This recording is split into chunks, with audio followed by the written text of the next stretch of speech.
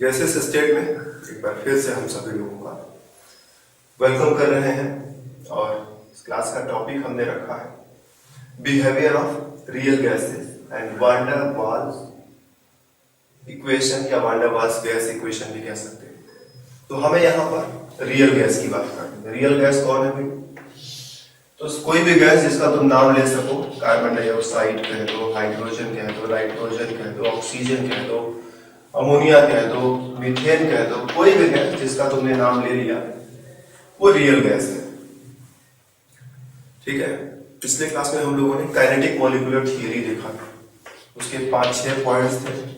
किसी बुक में 7 लिखा होता है, किसी बुक में 6 लिखा होता है, किसी बुक में 5 लिखा होता है। तो कुल मिला करके उसका जो मतलब था वो हमने समझा दिया। नंबर हो सकता है कि किसी बुक से एग्रीमेंट न करे या सीरियल ऑर्डर मेंटेन न हो, उससे कोई फर्क नहीं पड़ता है। थियरी में क्या था वो हमने तुम्हें बताया। काइनेटिक मॉलिक्यूलर थियरी में कुछ पॉइंट्स थे, हमने तुम्हें पिछले क्लास में बताया और कहा था कि इनमें से 2 पॉइंट्स को लास्ट में जाते जाते हम मार्क करके गए थे। इन दोनों को थोड़ा अगले क्लास में याद रखना है। क्या क्या था? पहला पॉइंट था जो याद रखने वाला, कुल नहीं 2 पॉइंट्स याद रखने के लिए बोला था।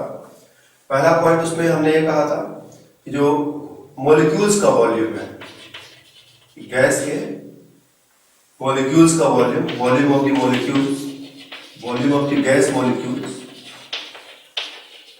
Smaller than gas volume. Gas के वॉल्यूम के सामने मॉलिक्यूल्स का वॉल्यूम बहुत छोटा है, कैलकुलेशन में उसको इग्नोर किया जा सकता है। और दूसरा पॉइंट कि नो अट्रैक्शन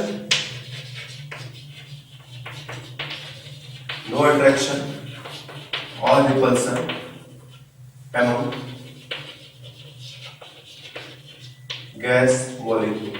ठीक है, कई पॉइंट्स बताए थे। हमने कहा था कि इन दोनों पॉइंट्स को थोड़ा जोरदार तरीके से याद रखना क्योंकि इनका अगले क्लास में काम लगेगा। अब तुम लोगों ने याद किया कि नहीं किया ये तो हमें पता नहीं। फिर हमने जो है लिख दिया कि ये 2 पॉइंट्स हैं जिनको जो है इन पॉइंट्स से इन गैसेस को एतराज है। ये कहते हैं कि ये पॉइंट्स हम नहीं मानेंगे, हम तुम्हारा सब नियम मानेंगे लेकिन ये 2 जो है तुम मानना चाहते हो इसको हम नहीं मानेंगे, तुमको जो करना है करो। ओके, तो हम नियम कानून बहुत सख्त करेंगे तो हो सकता है थोड़ी देर के लिए मान जाए, लेकिन जैसे नियम कानून फिर थोड़ा सा ढीला होगा फिर से ये बात को नहीं मानेंगे। तो हमें देखना है कि ये गैसेस कब इन कंडीशंस को फॉलो करेंगे। जब ये गैसेस इन कंडीशंस को फॉलो करेंगे तब ये रियल गैस की तरह आइडियल गैस की तरह से काम करेंगे और इनके ऊपर हम ideal gas equation PV = nRT का यूज कर सकते हैं। हम बायल्स law, Charles law, Avogadro law, जो भी गैस के रूल्स है, गैस के लॉज है, वो सब इनके ऊपर लागू कर सकते हैं। कब? जब बिल्कुल टाइट व्यवस्था रहेगी, जब ये सब गैसेस इन दोनों पॉइंट्स को मान जाए। अगर इन दोनों को मान गए तब तो हम इसके ऊपर ये इक्वेशन लागू करेंगे, लेकिन जब ये गैस जो है इन दोनों पॉइंट्स को नहीं मानेंगे तब इनका बिहेवियर आइडियल गैस की तरह नहीं होगा और तब इनके ऊपर एक ये वाला इक्वेशन भी हम नहीं लगा पाएंगे। इनका अगर प्रेशर कैलकुलेट करना होगा ये इक्वेशन काम नहीं करेगा, इनका वॉल्यूम कैलकुलेट करना होगा ये इक्वेशन काम नहीं करेगा। तो हमको एक नया इक्वेशन भी चाहिए होगा। जब ये इन दोनों बातों को मान जाएंगे तब तो ठीक है, इससे काम चलेगा, लेकिन जब ये इन दोनों को नहीं मानेंगे तो हमें एक नया इक्वेशन चाहिए होगा, वान डेर वाल्स गैस इक्वेशन या वान डेर वाल्स इक्वेशन, जिसको अभी हम थोड़ी देर में बनाएंगे, नया इक्वेशन बनाएंगे। इसी को थोड़ा सा मॉडिफाई कर देंगे, नया हो जाएगा। ठीक है, तो प्रश्न ये है कि गैसेस क्यों नहीं मानते हैं दोनों पॉइंट्स को। Volume of the gas molecules smaller than gas volume. हमने ये नहीं कहा कि नहीं मानते, हमने ये कहा कि जब नियम कानून कठोर होगा तब मानते हैं। ओके, ध्यान देना, नियम कानून कठोर होगा तब इसको मानेंगे, इसको भी मानेंगे, लेकिन कब? जब नियम कानून कठोर होगा। तो कौन सा कठोर नियम कानून है भाई, कब मानेंगे? तो जब गैस का वॉल्यूम बहुत ज्यादा रहेगा। ठीक है, मॉलिक्यूल्स खूब दूर रहे, बहुत बड़ा सा सिलेंडर है और इसमें बहुत कम मॉलिक्यूल्स भरे हुए हैं, मॉलिक्यूल्स खूब दूर है, कुछ ऐसा सिचुएशन। तब क्या है, इस पूरे सिलेंडर के सामने इन गैस के टोटल मॉलिक्यूल्स जो है, गैस के जो मॉलिक्यूल्स हैं, इनका टोटल वॉल्यूम, इसका वॉल्यूम सबको जोड़ दें तो गैस मॉलिक्यूल्स का जो वॉल्यूम है इस पूरे सिलेंडर के सामने हम नेग्लेक्ट कर सकते हैं। लेकिन कब? जब सिलेंडर बहुत बड़ा रहे और ये मॉलिक्यूल्स खूब दूर रहे। सिलेंडर बड़ा होने से केवल काम नहीं चलेगा, मॉलिक्यूल्स का दूर दूर होना भी जरूरी है। अब बड़ा सिलेंडर को ढेर सारे इसी मॉलिक्यूल्स भीड़ लगाए हुए हैं, तब तो नहीं होगा ये बात ना। ये तभी कंडीशन फॉलो होगा जब सिलेंडर बहुत बड़ा रहे और उसके अंदर मॉलिक्यूल्स का नंबर बहुत कम है। कहने का मतलब प्रेशर बहुत लो रहे। इसको अगर हम ठीक ठाक तरीके से एक्सप्रेस करें तो प्रेशर बहुत लो रहे, साथ ही साथ टेम्परेचर बहुत हाई रहे।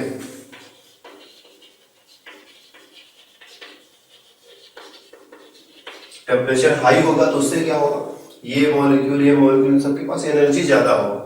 जब ये मॉलिक्यूल पास में आएंगे तो इनको एक दूसरे से बात करने का मौका नहीं मिलेगा। भाई ये भी जल्दी में है, इसकी भी एनर्जी ज्यादा है, खूब तेजी से भाग रहा है। ये भी जल्दी में है, इसको भी एनर्जी बहुत ज्यादा है, इसके पास भी, ये भी खूब तेजी से इधर उधर भाग रहा है। तो दोनों जब पास आएंगे तो इनको आपस में जो है बात करने का मौका नहीं मिलेगा, तो कोई अट्रैक्शन भी नहीं होगा, कोई रिपल्सन भी नहीं होगा। दोनों एक दूसरे के पास से इस तरह से गुजर जाएंगे जैसे हम तुम्हें जानते ही नहीं है।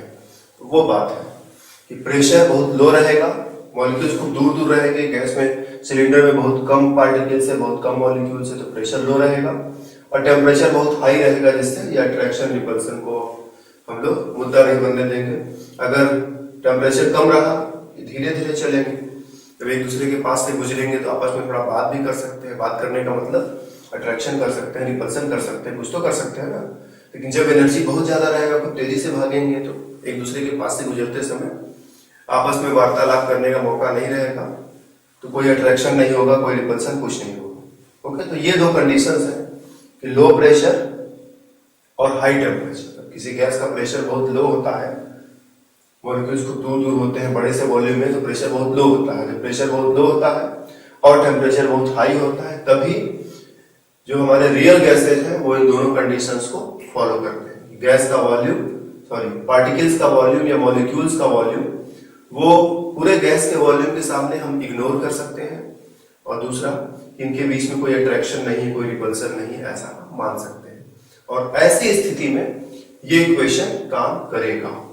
लेकिन जब स्थिति ऐसी न हो, तो प्रेशर मान लो ज्यादा रहे, मॉलिक्यूल्स ढेर सारे हो जाए, भीड़ थोड़ा ज्यादा बढ़ जाए, तो भीड़ ज्यादा बढ़ जाएगा तो भाई हम अब इन सब का टोटल वॉल्यूम मिला देंगे तो काफी ज्यादा हो जाएगा ना।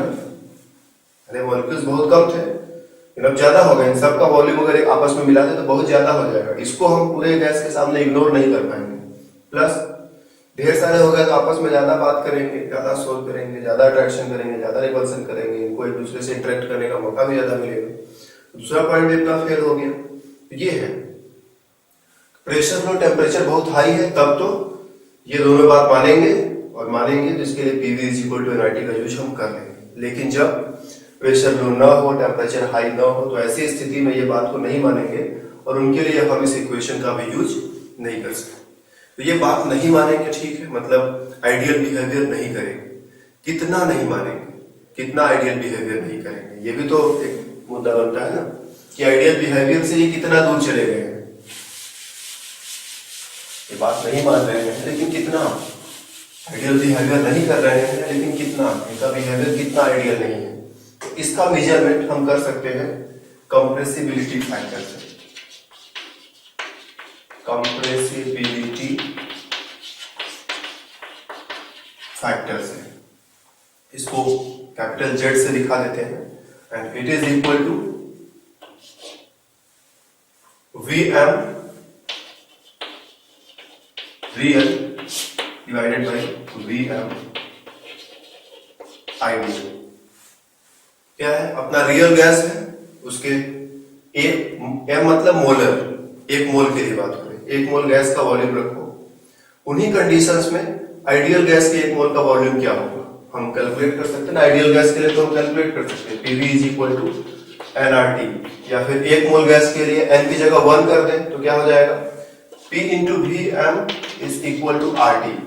n मोल के लिए तो इक्वेशन ऐसा रहेगा, एक मोल के लिए P × Vm, Vm मतलब एक मोल गैस का वॉल्यूम, और जैसे n की जगह 1 करेंगे 1 × RT, फिर से RT आ जाएगा, तो Vm =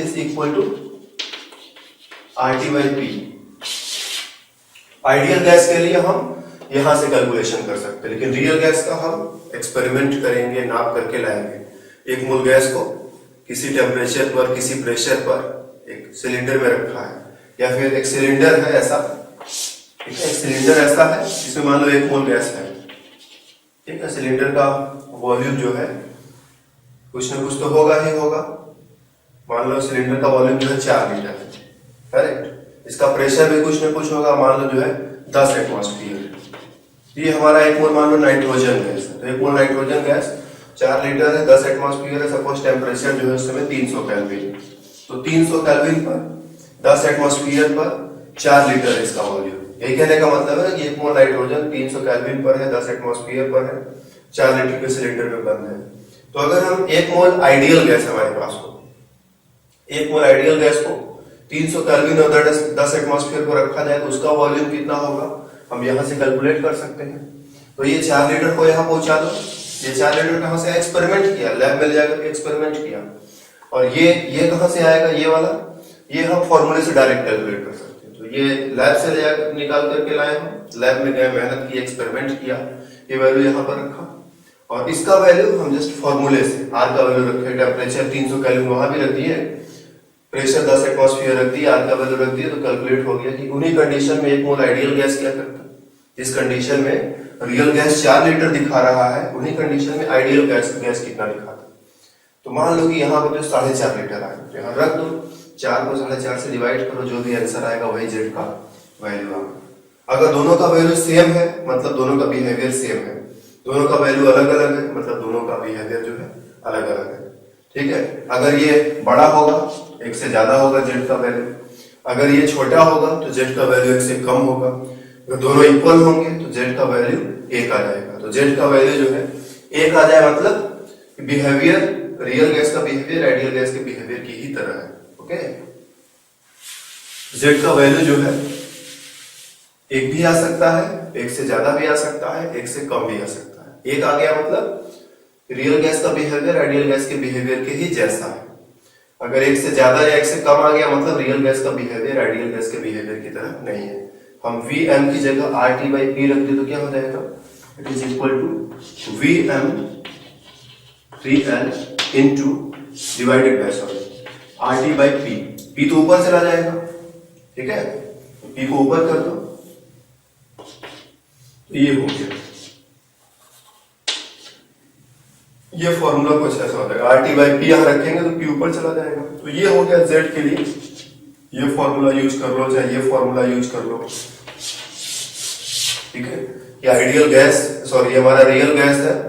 रियल गैस के 1 मोल का वॉल्यूम यहां रख दो, ये प्रेशर, टेम्परेचर, ये भी तो इसी का वहां रखना था, इसी को वहां रखना था ना, उसको वहां ना रख करके यहीं रख दो सीधे कि हमारा 1 मोल रियल गैस है, उसका ये वॉल्यूम है, उसका ये प्रेशर है, उसका ये टेम्परेचर है, सब कुछ यहां रख दो और जेड का वैल्यू निकालो। तो ऐसे भी बात कर सकते हो, ऐसे भी बात कर सकते हो। 1 मोल रियल गैस और 1 मोल आइडियल गैस के जो वॉल्यूम का रेशियो है उसी को जेड कहते हैं। या फिर कह सकते हो कि हमारा रियल गैस है, 1 मोल गैस का वॉल्यूम, उसका प्रेशर, उसका टेम्परेचर और आर, सब कुछ यहां रख करके कैलकुलेट किया तो जेड का वैल्यू आएगा। और अगर जेड का वैल्यू 1 आ गया मतलब बिहेवियर जो है आइडियल है, और 1 नहीं आया मतलब बिहेवियर आइडियल नहीं है। तो हम लोग एक ग्राफ प्लॉट कर सकते हैं। ठीक है, हम एक एक्सिस पर यहां पर इधर की तरफ जेड का वैल्यू रख दें और इधर जो है हम प्रेशर को रेगुलेट करें। ठीक है, प्रेशर को घटा रहे हैं, बढ़ा रहे हैं, जेड का वैल्यू निकाल रहे हैं। तो हम देखेंगे ये जेड का वैल्यू 1 का एक लाइन बना दें। ठीक है, जब तक जेड का वैल्यू इस लाइन के ऊपर रहेगा, जब तक जेड का वैल्यू, हम प्रेशर चेंज करेंगे देखेंगे जेड का वैल्यू कैसे कैसे बदल रहा है। ये लाइन जो है 1 के लिए है, तो जब तक जेड का वैल्यू 1 रहेगा तब तक गैस अपना आइडियल है, आइडियल की तरह से काम कर रहा है। लेकिन इसके ऊपर या इसके नीचे गया मतलब आइडियल की तरह काम नहीं कर रहा। तो कोई गैस अगर है जैसे कार्बन डाइऑक्साइड है, उसके लिए हम जब जेड का वैल्यू प्रेशर के साथ निकालते हैं तो देखते हैं कि जब प्रेशर बहुत कम है, ठीक है, तो जेड का वैल्यू इसी लाइन के ऊपर रहता है ऐसे। लेकिन जब हम प्रेशर बढ़ाते हैं तो अब ये इस लाइन से भागने लगेगा, ये पहले नीचे आएगा और फिर ऊपर जाएगा। मोस्ट ऑफ द गैसेस के लिए हमें ऐसा ही बिहेवियर देखने को मिलता है कि कंप्रेसिबिलिटी फैक्टर का जो वैल्यू है बहुत लो प्रेशर पर, ये क्या है, लो प्रेशर, यहां तक लो प्रेशर था, फिर यहां से यहां तक क्या है, इंटरमीडिएट प्रेशर है, फिर क्या है, हाई प्रेशर हो गया। समझ रहे हो? प्रेशर क्या था पहले? प्रेशर पहले कम था, ये लो प्रेशर है, और ये हाई प्रेशर हो गया, और बीच में क्या है? इंटरमीडिएट होगा डेफिनेटली, लो और हाई के बीच में। तो जब प्रेशर बहुत कम था, जेड का वैल्यू इसी लाइन के ऊपर चला, प्रेशर बढ़ा है, तब क्या हुआ भाई? कुछ ऐसा हमें दिखाई पड़ रहा है, ये नीचे की तरफ भाग रहा है। प्रेशर और बढ़ा है तो अभी और नीचे नहीं जा रहा, बल्कि यहाँ से जो है ये ऊपर उठने लगा। तो यहाँ पर जेड का वैल्यू 1 से कम है। समझ लो मेरी बात ना? यहाँ पर जेड का वैल्यू क्या है? 1 से कम है। 1 से कम होने का मतलब रियल गैस का वॉल्यूम कम दिखाई पड़ रहा है। ये कम होगा तभी तो 1 से कम होगा। जब ये 1 से ज्यादा होने लगा मतलब रियल गैस का वॉल्यूम आइडियल गैस के वॉल्यूम से ज्यादा हो रहा है। और यहाँ क्या है? रियल गैस और आइडियल गैस का वॉल्यूम सेम है। तो लो प्रेशर पर रियल गैस और आइडियल गैस का वॉल्यूम सेम था। प्रेशर बढ़ा है तो रियल गैस का वॉल्यूम आइडियल गैस के वॉल्यूम से कम है। नीचे मतलब इसका वैल्यू कम होगा। रियल गैस का वॉल्यूम आइडियल गैस के वैल्यू से कम है। रियल गैस का वॉल्यूम जो है आइडियल गैस के वॉल्यूम से कम है। जब इसको हम प्रेशर को और आगे ले गए तो हम देख रहे हैं कि रियल गैस का वॉल्यूम अब आइडियल गैस के वॉल्यूम से ऊपर उठ रहा है। धीरे धीरे ये ऊपर उठ रहा है। हम इसको एक्सप्लेन कैसे करेंगे? ये तो हमने देखा ना कि ऐसा ऐसा हो रहा है, हम एक्सप्लेन कैसे करेंगे? तो हम एक्सप्लेन कर सकते हैं वो फोर्स के बेसिस पर। जब हमारे गैस के मॉलिक्यूल्स को दूर दूर होते हैं, इसको मिटा रहे हैं थोड़ा। जब हमारे गैस के मॉलिक्यूल्स जो है, मान लो गैस का बड़ा सा सिलेंडर, उसमें 2 मॉलिक्यूल्स हैं, ये खुद दूर दूर है, तो इनके बीच में ना तो कोई अट्रैक्शन है ना तो कोई रिपल्सन है। प्रेशर बहुत लो है मतलब मॉलिक्यूल्स बहुत दूर दूर है। प्रेशर बढ़ाएंगे मॉलिक्यूल्स और पास आएंगे, थोड़ा पास आ गए। जब पास आते हैं तो क्या होता है? इनमें अट्रैक्शन होने लगता है। प्रेशर और ज्यादा बढ़ाएंगे मॉलिक्यूल्स और ज्यादा पास आ जाएंगे।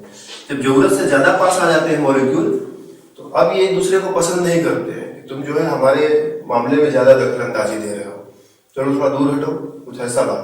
समझ रहे हो ना? जब तक पास आता, हाँ भाई साहब आइए, थोड़ा बैठते हैं, चाय पीते हैं, पानी पीते हैं, बिस्किट खाते हैं।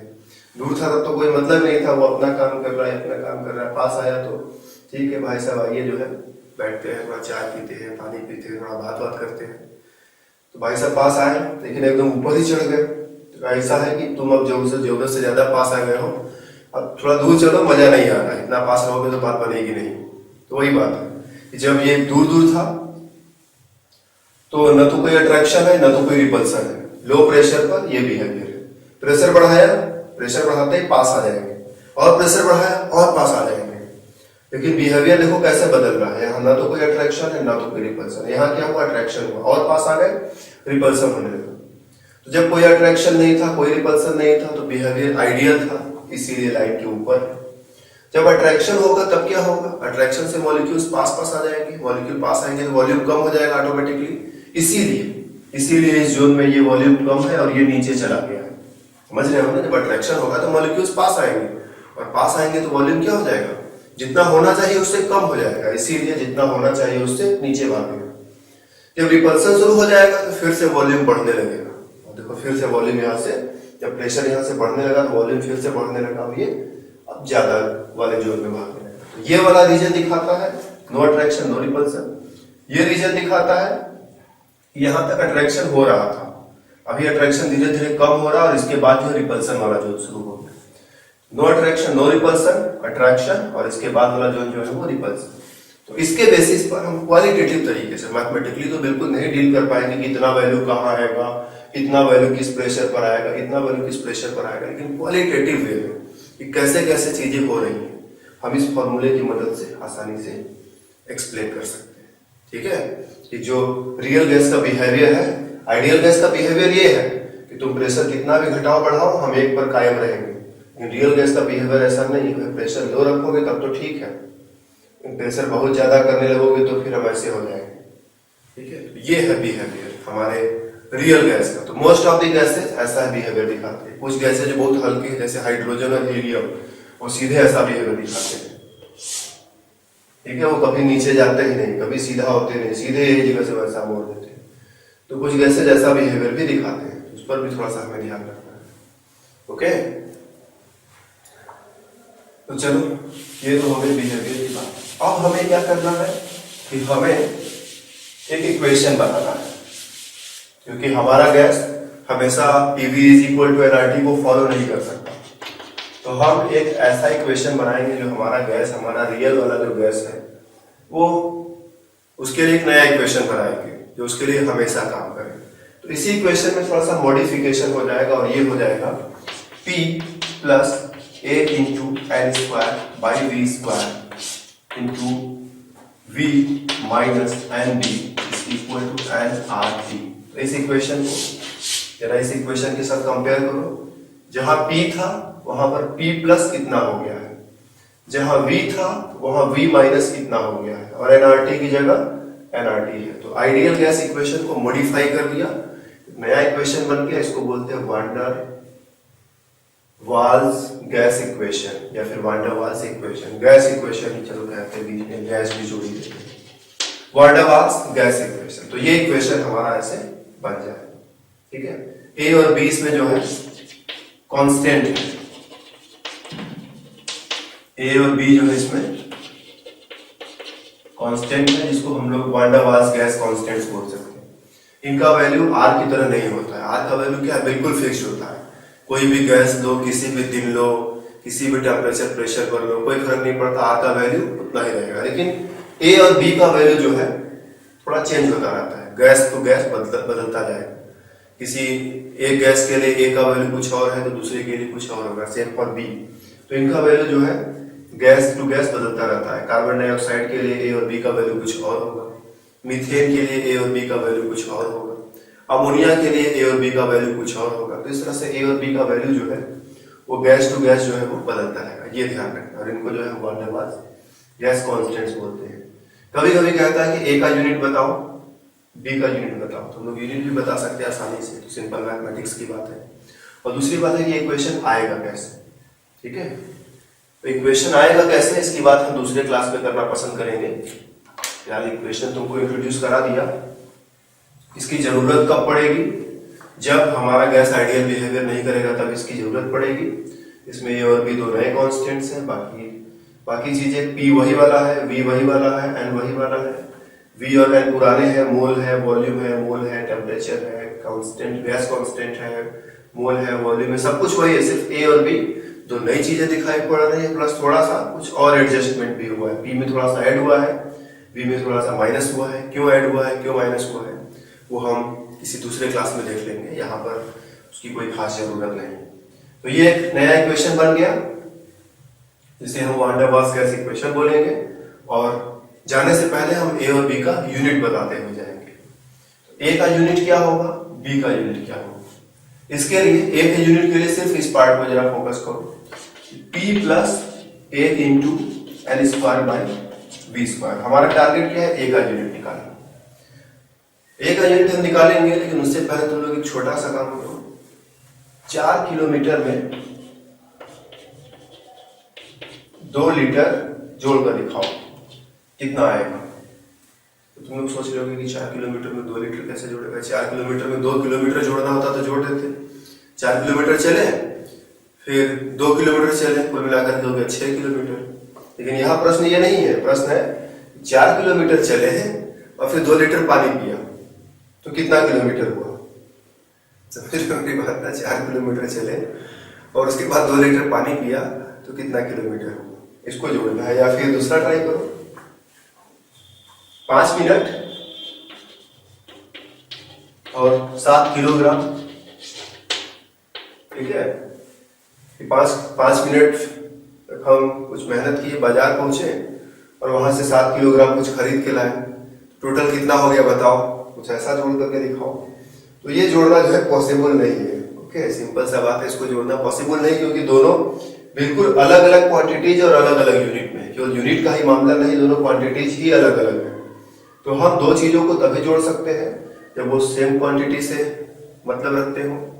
जैसे ये भी किलोमीटर है, इधर चलो मान लो किलोमीटर न होकर के मीटर होता है एक बार, तो हम मीटर को किलोमीटर में बदल करके जोड़ देते, सीधे नहीं तो टेढ़े जोड़ देते। तो जोड़ने के लिए सबसे पहले जरूरत क्या है, दोनों क्वांटिटी एक जैसी हो, और दूसरी जरूरत कि दोनों का यूनिट सेम हो। हम 2 किलोमीटर में 2 मीटर भी सीधे नहीं जोड़ सकते ना। मान लो हम लिखते 4 किलोमीटर प्लस 2 मीटर बराबर 6 किलोमीटर, क्या ऐसा हो जाएगा क्या, ये भी नहीं हो सकता। जोड़ने के लिए जरूरी है कि दोनों यूनिट सेम रहे, एक जैसे तो रहे ही रहे लेकिन सेम भी हो। तो अगर दो चीजों को जोड़ा गया है मतलब दोनों का यूनिट सेम है। सेम चीज जो है हम माइनस करने के लिए या घटाने के लिए भी कर सकते हैं। 4 किलोमीटर में से 2 मीटर को घटा देंगे तो 2 किलोमीटर नहीं बचेगा, ऐसा नहीं हो सकता ना, ये गलत है। घटाने के लिए भी जरूरी है कि दोनों सेम यूनिट में रहे। तो यहाँ जोड़ा गया है और यहाँ पर घटाया गया है। तो जब हम इन दोनों को जोड़े हैं तो मतलब इसका यूनिट और इसका यूनिट सेम होना चाहिए। इन दोनों को घटाए हैं मतलब इसका यूनिट और इसका यूनिट सेम होना चाहिए। बस इसी बेसिस पर हम काम कर लेंगे। तो P plus A into L square by V square में इस पार्ट का यूनिट और इस पार्ट का यूनिट सेम होगा। तो हम अब क्या लिखेंगे, हम लिखेंगे unit of A into L square by V square is equal to unit of P, correct. अब अगर हमको A का यूनिट निकालना है तो इन दोनों को यहाँ से हटाओ, यहाँ डिवाइडेड है उधर जाके मल्टीप्लाइड हो जाएगा, इसको यहाँ से हटा दो, ये यहाँ मल्टीप्लाइड है उधर जाकर डिवाइडेड हो जाएगा। तो हो गया unit of A is equal to unit of P into V square by L square. P का यूनिट क्या होता है, एटमॉस्फेयर। V का यूनिट क्या होता है, litre, litre square divided by mole square. तो फाइनल फॉर्मूला हमारा क्या बन जाएगा, फाइनल फॉर्मूला हो जाएगा atmosphere litre square mole to the power -2, ऐसा फॉर्मूला। इसी तरह से हम V का भी यूनिट निकाल लेंगे। हम कहेंगे कि जो यूनिट इसका है वही यूनिट इसका है। तो unit of N into B is equal to unit of V, है ना, जो यूनिट इसका है वही यूनिट इसका भी होगा। तो अगर हमें B का यूनिट निकालना है तो N को यहाँ से हटाओ, N को यहाँ से हटाओगे, ये डिवाइड मल्टीप्लाइड है तो यहाँ आके डिवाइडेड में हो जाएगा। तो यूनिट V का कितना होता है, लीटर, N का कितना होता है, मोल। तो लीटर बाई मोल मतलब लीटर पर मोल। ये है B का यूनिट और ये है A का यूनिट। तो इस फॉर्मूले का यूज करके अगर कभी कोई प्रॉब्लम मिलेगा तो हम गैस का प्रेशर, गैस का वॉल्यूम, गैस का टेम्परेचर, गैस का मोल कुछ भी निकाल सकते हैं। लेकिन ध्यान रहे इसका यूज करना थोड़ा सा कॉम्प्लिकेटेड हो, क्योंकि बहुत सारी चीजें इसमें जोड़ी घटाई गई तो थोड़ा यूज करने में समय लगेगा। थोड़ा अगर वैल्यूज टेढ़े मेढ़े मिल गए तो और भी ज्यादा मेहनत करना पड़ेगा। तो जनरली जो है इस फॉर्मूले पर एग्जाम में कोई कैलकुलेशन नहीं आता है, पूछा यही जाता है कि फॉर्मूला लिख कर दिखा दो, फॉर्मूले में A क्या है, फॉर्मूले में B क्या है, ओके, A का यूनिट क्या है, B का यूनिट क्या है, यही सब चीजें पूछ लेते हैं। इसका जरूरत क्यों है, इसमें क्यों ऐसा किए, ये सब चीजें पूछते हैं, न कि कैलकुलेशन देते हैं। कभी कभी कैलकुलेशन भी मिल सकता है अगर किस्मत बहुत खराब टाइप की रहे तो, अदरवाइज इस पर कोई कैलकुलेशन जल्दी पूछा नहीं जाता है, ठीक है। तो रियल गैस का बिहेवियर हमने बताया कि रियल गैस का बिहेवियर कैसा होगा। ग्राफ थोड़ा कभी सीधा जाएगा, मतलब प्रेशर लो रहेगा तब तो वो आइडियल की तरह बिहेवियर करेगा, लेकिन प्रेशर जैसे ही बढ़ाएंगे अब वो आइडियल की तरह बिहेवियर नहीं करेगा, वो थोड़ा नीचे जाएगा फिर थोड़ा ऊपर आएगा। उसको हमने अट्रैक्शन और रिपल्सन से एक्सप्लेन भी किया। और जब हमारा गैस आइडियल गैस की तरह काम नहीं करेगा तो उसके लिए हमें इस इक्वेशन के बदले में एक दूसरा इक्वेशन चाहिए, और इसी में थोड़ा सा मॉडिफाई करके एक नया इक्वेशन हम बना लेंगे। तो हमने इक्वेशन तो बना दिया है, लेकिन कैसे बना जाए ये बात हमने यहाँ नहीं की। तो ये इक्वेशन कैसे बना है इसकी बात हम करेंगे